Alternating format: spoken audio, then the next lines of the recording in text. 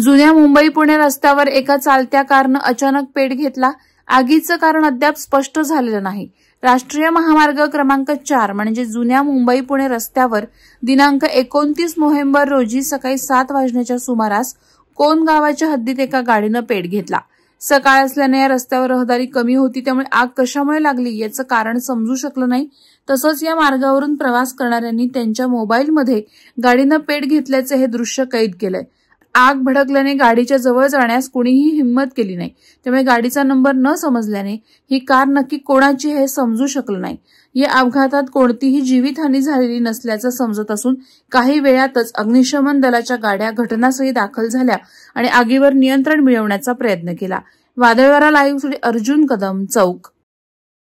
नवी मुंबई व रायगड जिल्ह्यातील ताज्या बातम्या आणि घडामोडींसाठी सबस्क्राईब करा वादळवारा लाईव्ह चॅनल आणि दाबा बेल आयकॉन।